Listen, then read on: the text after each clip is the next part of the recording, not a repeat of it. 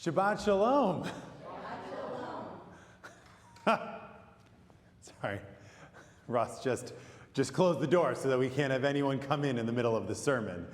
Thank you, Ross. So, friends, good morning. These are some trying times, to be sure, and as soon as everything became clear of just how serious this was going to be in the state of New York or in the city, and we were going to be shut down, and the day that the synagogue decided we were going to cease all public meetings and move our courses to Zoom and everything that we were doing there, there was a rush. And this was pointed out to me by our cantoral intern, Victoria Bidot. I should give her credit that, every Jewish organization in the world started to rush to throw up onto the internet all kinds of virtual content.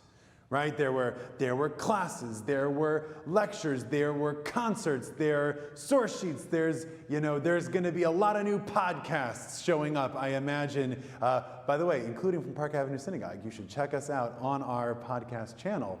But there was a big rush that we all of the rabbis and the educators and the professionals, we turned to sort of what we knew, which is text, which is Torah, and in a world that we still don't know what's going on or what's going to happen next, we felt, I think it was a very real reaction of, well, this is at least something we can control.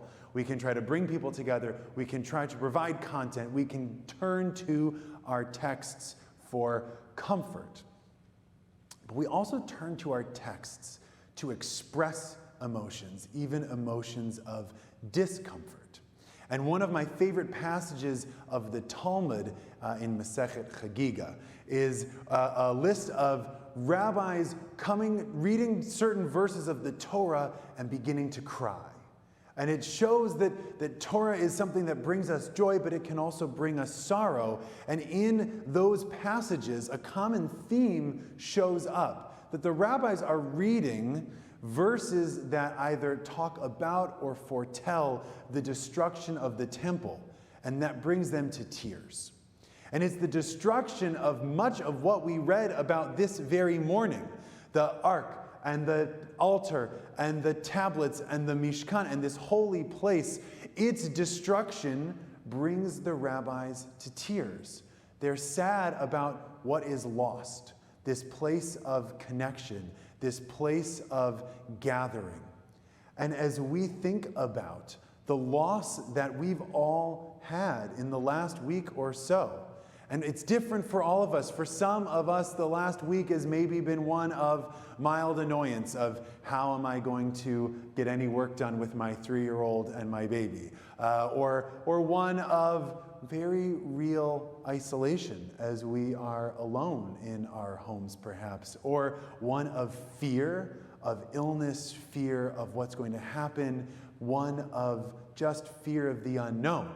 But we could all echo the weeping of the rabbis in this moment. I mean, Taylor, you have done an incredible job. You read beautifully. Your speech was wonderful. I imagine this was not the bat mitzvah that you had in mind 5.5 years ago when we gave you your date, or whenever it was.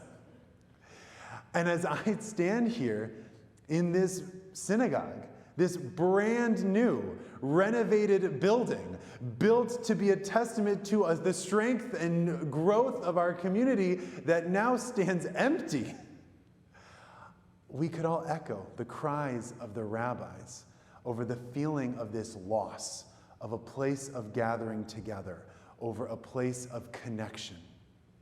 But the parsha we read this morning actually subverts this message a little bit in a way that I find is hopeful. Because as we read about the creation of all of the finery, the silk, the gold, the altars, all the different things, we also get multiple times the parsha says that this is all building the Mishkan Edut, the Mishkan of testimony, of witness. And the rabbis rightly ask, well, what is the Mishkan a testament to? And there are a few different answers. Some say it is a testament to actually that same destruction of the temples that will come. Some say it is a testament to God's love of the people. Others say it is a testament to the people's love of God.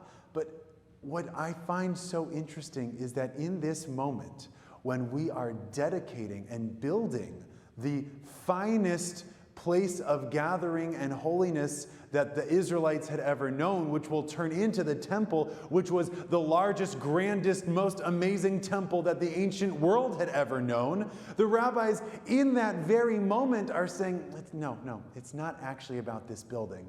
The building is edut. The building is witness or testimony to something else. It's witness and testimony to the connection that the people have for God.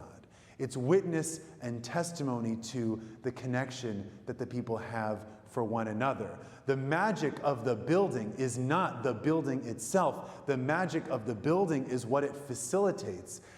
And there's another clue to all of this built into the structure of the space itself. Because everything, Taylor, that you read about, all of the accoutrement, the priestly garments, the whole priestly cult sacrificial system, the entire camp of the Israelites in the desert, the whole thing is centered on one focal point. There is one thing that we are told is the center of the very camp itself, and from that focal point is where we all intend our prayers and where God speaks to us, and that one point is in top of the Ark of the Covenant, in between the two Kruvim, the two angels. And what is in between the two Kruvim? Nothing but empty space. The entire system, all of the physicality that we read about, centers on empty space. And we're told that that empty space is actually what God speaks to the people from. And that empty space is the direction that everyone intends all of their prayers, their thoughts, their hopes, and their dreams into that one spot. And we learn that what is the holiest thing in our religion, the holiest thing is nothing physical. The holiest thing is the intention of the community. Focused inward together on one another, focused on making connection. What we sanctify is not a physical place. It's not a sacrificial animal. What we sanctify is the desire of every Jew to be a part of this community. And the empty space in between all of us that facilitates that relationship, that is the holiness. That is the thing that God speaks to all of us from.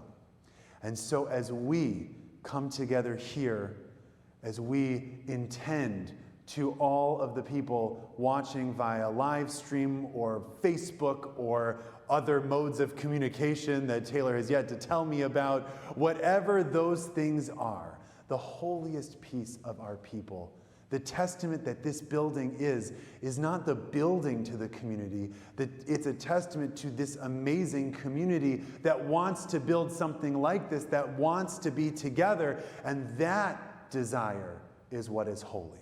So wherever you are right now watching, if you are thinking about us, if you are thinking about being together, if you are thinking about being a part of a greater whole of this people, that thought is what is holy, and that thought is what brings us together. And even though we are apart, the empty space in between us links us, and from that space, God speaks to each and every one of us. May it be for a blessing of health, togetherness, and connection. Amen. Shabbat Shalom.